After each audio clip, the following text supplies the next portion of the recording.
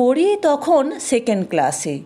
পড়াশোনার সঙ্গে সম্পর্ক যত থাকুক না থাকুক, বুদ্ধিবৃত্তিকে শান দেবার দিকে লক্ষ্য ছিল খুবই তীব্র। বেচারা পণ্ডিত মশাই আমাদের উড়ো তর্কে পরাজয় মেনে মিনতি জানান।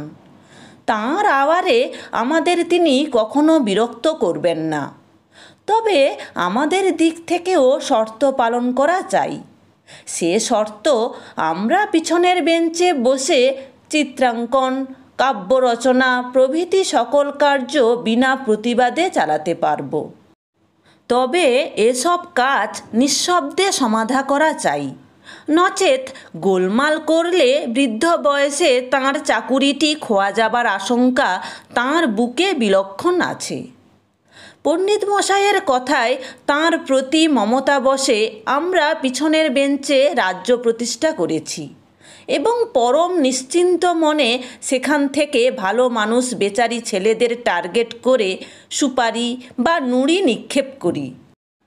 মেঘলোক বর্ষি সেসব অস্ত্রের উৎস জানা থাকলেও বেচারিরা আমাদের স্বরক্ষেপ নীরবে সয়ে থাকে। আমাদের সাহস আর বিক্রম তাতে বেড়ে চলেছে, এই কথা তোমাদের বোধহয় খুলে বলবার প্রয়োজন নেই। এমনি আনন্দে দিন কাটছে, সহসা এক বিভ্রাট ঘটল। হিস্ট্রি আর ইংলিশ পড়াতেন মণিবাবু। তাঁর হলো খুব অসুখ। ছুটি নিয়ে কোথায় তিনি হাওয়া বদলাতে গেলেন। তাঁর জায়গায় এসে উদয় হলেন এক বিষম কাঠখোট্টা জবরদস্ত টিচার উদ্ভব চাটুর্যে। পুরাণের উদ্ভবকে শান্তশিষ্ট বলে জানা ছিল বলে একালের টিচার উদ্ভবকেও ভেবেছিলুম নির্লিপ্ত নির্বিকার গোছের হবেন। কিন্তু ও বাবা, প্রথম দিনে যে মূর্তি নিয়ে তিনি ক্লাসে দেখা দিলেন! গায়ে মোটা ড্রিলের কোট, মাথার চুল খুব ছোট করে ছাঁটা, এত ছোট যে সরু চিমটা দিয়া তার অগ্রভাগ ধরা চলে না। দাড়ি গোঁফ কামানো, রং কালো, আর দুই চক্ষু যেন দৈত্যকুল নিধনের জন্য ক্রোধাদীপ্ত হিরণ্যকশিপুর অগ্নিচক্র। তিনি ক্লাসে ঢোকবা মাত্র লাস্ট বেঞ্চ থেকে আমরা বিড়াল ডাক ডেকে অভ্যর্থনা জানালুম।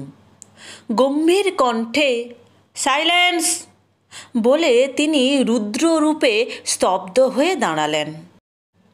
পূর্বে তাঁর পরিচয় প্রসঙ্গে যা বলেছি সে পরিচয় তাঁর এ ভঙ্গি থেকেই পাওয়া। আমরা বুঝলুম রুদ্র শাসক বলে উদ্ভববাবুর জাঁক আছে বিলক্ষণ। আমাদের দলের সর্দার সর্বরঞ্জন হাই তুলে আলস্য ভেঙে গা মোড়া দিল। সঙ্গে সঙ্গে বেশ উচ্চকণ্ঠেই রস তুলল, নাহংকারাত পর রিপু। উদ্ভব চাটুর্যে হাঁকলেন, who is that boy? Class একেবারে নিঃশব্দ, স্তব্ধ, যেন এক্ষুনি এক বিরাট প্রলয় ঘটবে তারই সূচনা এ। সর্বরঞ্জন উঠে দাঁড়িয়ে বেশ সহজ স্বরেই বলল, আমায় বলছেন স্যার? উদ্ভব চাটুর্যে বললেন, হ্যাঁ, ও কথা চেঁচিয়ে বলবার কারণ? গম্ভীর স্বরে সর্বরঞ্জন বলল, পণ্ডিত মশাই আমায় ট্রান্সলেশনের ভুল কারেকশন করে দিয়েছেন আর বলেছেন 100 বার গুণে কথাগুলি মনে মনে বলবে, তাই 100 বার চেঁচিয়ে স্পষ্ট বললুম। পণ্ডিত মশাই গুরুবাক্য পালন করেছি স্যার। ক্লাসের বুক ফুঁড়ে একটা তীব্র হাস্যধ্বনি জেগে উঠল চকিতের জন্য। সঙ্গে সঙ্গে উদ্ভব চাটুর্যের উচ্চতর কণ্ঠে চিৎকার, সাইলেন্স! সর্বরঞ্জন অটল অবিচল মুখে বলল, বসতে পারি স্যার? উদ্ভব চাটুর্যে বললেন, বসো, আর মনে রেখো এটা হিস্ট্রির আওয়ার। হিস্ট্রির আওয়ারে সংস্কৃত চর্চা চলবে না। সর্বরঞ্জন বললে, সংস্কৃতে আমি একটু উইক আছি স্যার। উদ্ভব চাটুর্যে স্থির দৃষ্টিতে সর্বরঞ্জনের পানে ক্ষণেক চেয়ে চেয়ারে বসলেন। তিনি হয়তো বুঝলেন এই ভালো মানুষ ছেলেটি বড় সহজ বস্তু হবে না। পড়া শুরু হলো। উদ্ভব চাটুর্যে যেন অভিনয় করছেন। পড়া ছিল সেদিন মামুদ গজনির অভিযান। হাত নেড়ে উদ্ভব চাটুর্যে বলতে শুরু করলেন, কোথায় ভারতের কত দূরে, কোন সে সীমানার পারে ক্ষুদ্র রাজ্য গজনি, আর কোথায় আমাদের এই শস্য শ্যামলা সমৃদ্ধি ভূষণা সোনার মুকুট পরা ভারত ভূমি। মামুদ গজনি ভারতের ঐশ্বর্য লুণ্ঠন করতে এলেন।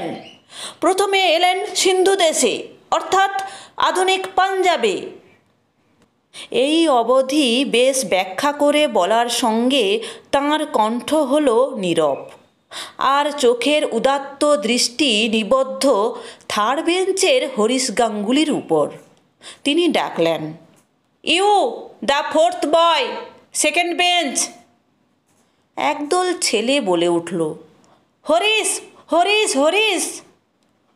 হরিশ গাঙ্গুলিকে দাঁড়াতে হলো। উদ্ভব চাটুর্যে বললেন, তোমার হাতে ওটা কি? হরিশ বললে, চকলেটের প্যাকেট। দাও। প্যাকেটটি উদ্ভব চাটুর্যের হাতে তুলে দিতে হলো। উদ্ভব চাটুর্যে হেঁকে সকলকে শুনিয়ে দিলেন, পড়ায় মনোযোগ দেবার সময় অন্য জিনিসে মনোযোগ দিলে সে জিনিস বাজেয়াপ্ত হবে। Remember boys.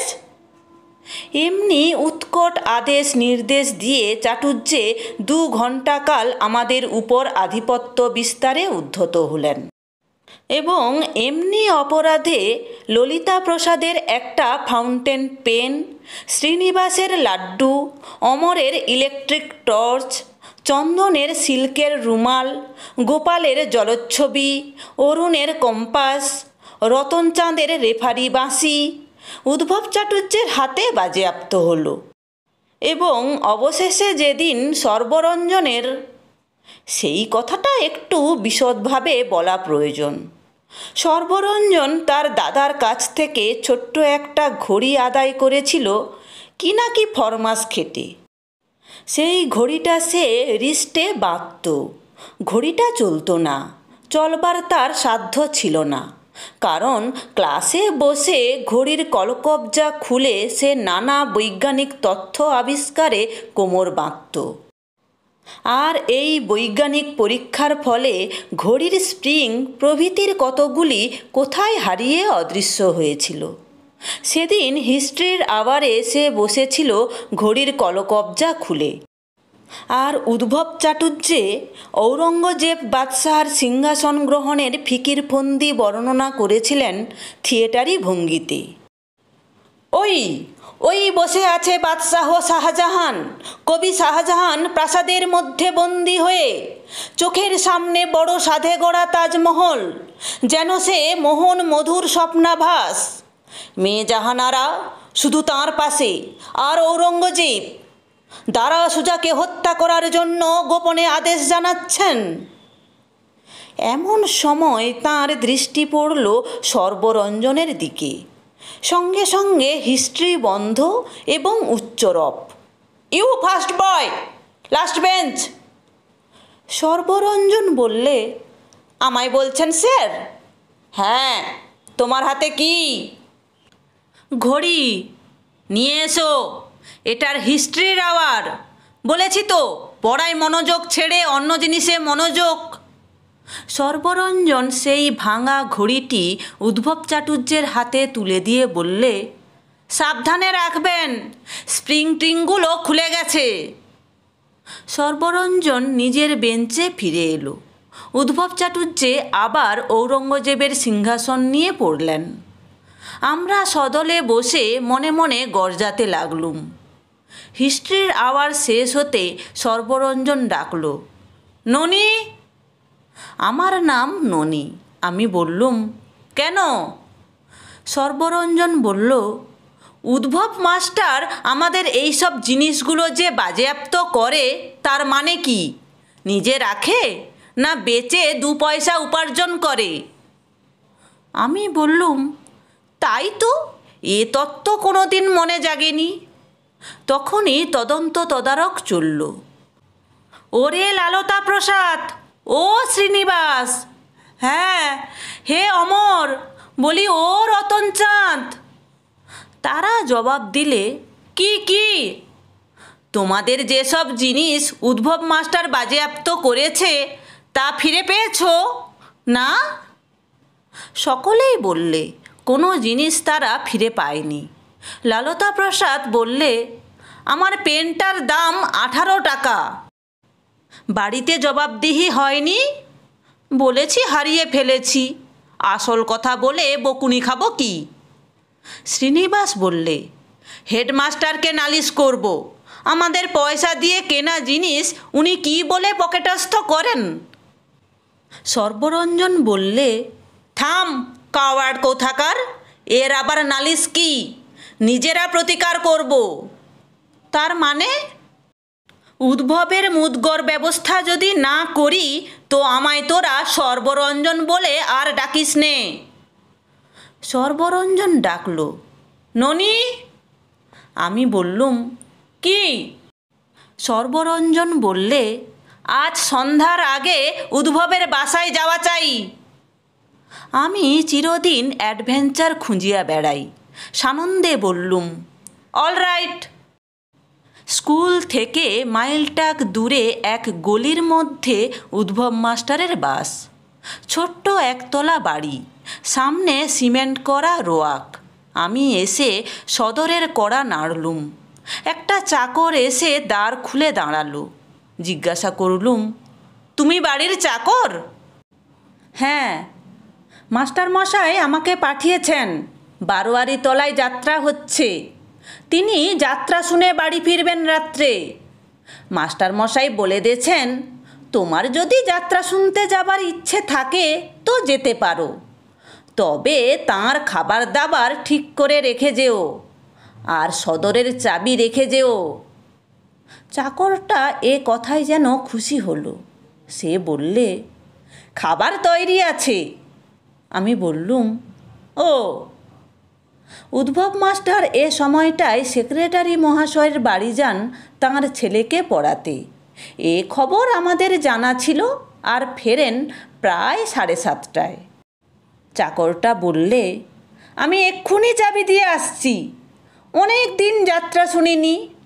তা বারোয়ারি তলার মাঠটা কোন দিকে বাবু? তাকে মস্ত পথ বাতলে দিলুম। চাকরটি ভারী সপ্রতিভ। সে দোর জানালা বন্ধ করে সদরের তালায় চাবি আঁটল। চাবি এঁটে চাবিটা রাখল কড়িকাঠের গায়ে ছোট্ট পেরেকে। আমি বললুম, ওখানে চাবি রাখছো, মাস্টার মশাই যদি খুঁজে না পান? চাকর বললে, তিনি জানেন, তিনি ওইখানে পেরেক মেরে দিয়েছেন চাবির জন্যে। আমি বললুম, ও, তাহলে তুমি চটপট যাও, পালা এতক্ষণে শুরু হয়ে গেছে। মহিরাবণের পালা, খাসা পালা। চাকর বিদায় নেবার পরক্ষণেই চাবিটা হস্তগত করে আমি তালা খুলে বাড়ির মধ্যে ঢুকলুম। সামনে একটা দালান, দালানের কোলে দুখানি ঘর, তার ওদিকে রান্নাঘর আর ভাঁড়ার। ভাঁড়ার আর রান্নাঘরের মাঝে ছোট্ট একটু দালান। এই দালানে পিতলের ঢাকা চাপা মাস্টারের খাবার নিশ্চয়। কৌতূহল হলো। ঢাকা তুলে দেখি, বাহ, দিব্যি ঘি জবজবে পরোটা, ডিমের ডালনা, মাছের তরকারি আর 2টি সন্দেশ। খিদে যে খুব ছিল তা নয়, তবে এটা সাবাড় করে রাখলে মাস্টার মহাশয়ের মনে যে ভাবোদয় হবে। 1 গ্লাস জল গড়িয়ে খেতে বসে গেলুম। উদ্ভব মাস্টারের খাবার সবটুকু ভালো, তারিফ করবার মতো। আহার সেরে ঘরে প্রবেশ করলুম। একটা নেয়ারের খাট, খাটের ওপাশে টেবিল। টেবিলের ড্রয়ার টানতে দেখি, বাহ, ক্লাসের ছেলেদের যত বাজেয়াপ্ত মাল জড়ো করা হয়েছে সেগুলি সরিয়ে পকেটজাত করে পাশের ঘরে ঢুকেছি। এমন সময় বাহিরে উদ্ভব মাস্টারের কণ্ঠস্বর, ওরে ছিঁড়ে ছিঁড়ে। পা কাঁপল। নিমেষের জন্য উদ্ভব এর মধ্যে উপস্থিত হয়েছে। কান পেতে নিঃশব্দে দাঁড়ালুম। ওদিকে ঢাকা খোলার শব্দ। ভাবলুম মাস্টার ওদিকে আছে, আমি এদিক দিয়ে চম্পট দান করি। ভেবে যেমন দ্বারের কাছে এসেছি অমনি মাস্টারের সঙ্গে লাগলো ধাক্কা। তখনও দিনের আলো অন্ধকারে মিলিয়ে যায়নি। মাস্টার ডাকলো, ননি, আমার বাড়ি এ সময়? আমি বললুম, এসেছিলুম স্যার, ওই ঔরঙ্গজেবের কথাটা আমার মাথায় ঢোকেনি। তা আপনার চাকর বললে ওই ঘরে বসুন, বাবু এক্ষুনি ফিরবেন। পাশ কাটিয়ে সরে পড়ছিলুম, মাস্টার আমার হাতটা ধরে ফেলে বললেন, দেখে যাও তো বাপু, এ খাবার কে খেলে, বলতে পারো? আমি বললুম, খাবার? মাস্টার বললেন, হ্যাঁ, তোমার মতলব ভালো বলে মনে হচ্ছে না, আমি পুলিশ ডাকবো। Police, police! সঙ্গে সঙ্গে একটা ঝাঁকানি দিলেন। সে ঝাঁকানিতে ছিটকে পড়লুম। পকেট থেকে সর্বরঞ্জনের ঘড়ি পড়ে গেল। উদ্ভব বললেন, চুরি। আমি তখন দিকবিদিকের জ্ঞান হারিয়ে সদরে এসে দিলুম এক লম্বা দৌড়, একেবারে পথের পরে। উদ্ভব মাস্টার বেশ জোয়ান, সঙ্গে সঙ্গে তিনিও এসে দাঁড়ালেন পথে। তারপর তাড়া। আমি দৌড় দিলুম, তিনিও দৌড় দিতে লজ্জা করলেন না। 4-5টি স্ত্রীলোক আসছিল, তাদের কাঁথালে জলের কলসি। তাদের কেন্দ্র করে একটা ঘুরপাক খেয়ে আমি দিলুম ছুট। উদ্ভব মাস্টার মোড় বাঁকতে একটা স্ত্রীলোককে দিলেন ধাক্কা। সে ধাক্কায় তাঁর কাঁখের কলসি ছিটকে গেল। স্ত্রীলোকটি পড়তে পড়তে কোনো মতে রক্ষা পেলে, আর গালাগালির যে পশলা বর্ষালো, উফ, কুরুক্ষেত্র পর্ব। কিন্তু দাঁড়িয়ে এসব দেখবার অবসর আমার ছিল না। আমি তখন ছুটছি, দিকবিদিকের জ্ঞান হারিয়ে। গলির পাশে বাগান, সেই বাগানে ঢুকলুম। বাগানের মধ্যে পুকুর, দত্তদের পুকুর। সে পুকুরের পাড় ঘুরে ছুট দিয়ে চললুম। পিছনে শব্দ হলো ঝপাং। একবার ফিরে তাকালুম, দেখি উদ্ভব মাস্টার জলের বুকে পড়লেন। আমার সামনে দত্তগিন্নি। তাঁর পুকুরের মাছ পাছে কেউ নেয়, এজন্য সারাক্ষণ পুকুরে তিনি পাহারাদারি করেন। তাঁকে বললুম, ওই দেখুন গে, আপনার পুকুরের মাছ ধরতে নেমেছে স্কুলের মাস্টার। মাস্টার? তবে রে সর্বনেশে, হতভাগা মুখ পোড়া! কালী পুজোয় চিনেপটকার বাঁধা বান্ডিলে আগুন দিলে যেমন চটপট শব্দের অবিরাম বর্ষণ চলে, পুকুরের ধারে দত্তগিন্নির গলায় তেমনি আওয়াজ ছুটল। বেচারি উদ্ভব মাস্টার উঠবার পথ পায় না। সামনে দাঁড়িয়ে দত্তগিন্নি, তাঁর স্থূল বপু, কণ্ঠে কাংসধ্বনি এবং হস্তেও এক টুকরো কাঠ। বহু কৌশলে দত্তগিন্নিকে আমি শেষে শান্ত করি। বলি, উনি হাত ঝেড়ে কাপড় ঝেড়ে শুধু হাতে উঠে যান, আর বলে যান যেন কখনো আর এ পুকুরের সীমানায় পা না দেন। উদ্ভব মাস্টার সেই প্রথায় মুক্তি পান। পরের দিন স্কুলে পাছে একটা ভীষণ সাজা পাই, সে ভয়ে সন্ত্রস্ত আছি। আবার হিস্ট্রির আওয়ার। উদ্ভব মাস্টার ক্লাসে এলেন। এসে ডাকলেন, ননীগোপাল। কি শান্ত স্বর! আমি বললুম, স্যার। মাস্টার মহাশয় বললেন, তুমি কালকের পড়া ভালো বুঝতে পারোনি বলেছিলে না? হ্যাঁ স্যার। আচ্ছা, তুমি সামনে এসে বসো, আমি ভালো করে বুঝিয়ে দেব। সকলকেই বলি, শুনে রাখো, যে পড়া ভালো বুঝতে না পারবে আমায় প্রকাশ করে বলো, লজ্জা করো না। আমি হিস্ট্রিখানা তোমাদের গিলিয়ে না দেওয়া পর্যন্ত নিশ্চিন্ত হব না। হিস্ট্রির আওয়ার সেদিন থেকে নতুন মূর্তিতে দেখা দিল। উদ্ভব মাস্টার যেন নবকলেবরে দেখা দিয়েছেন। তাঁর যত্নে ডিবেটিং ক্লাব গড়া হলো, স্পোর্টিংয়ের ব্যবস্থা করা হলো। 1 মাসের মধ্যে উদ্ভব মাস্টারের সুখ্যাতি ছেলেদের মুখে আর ধরে না। সবাই ভালো থাকবে, সুস্থ থাকবে। গল্পটি ভালো লাগলে লাইক, কমেন্ট এবং শেয়ার করো। নতুন বন্ধু হলে অবশ্যই চ্যানেলটি সাবস্ক্রাইব করে রেখো।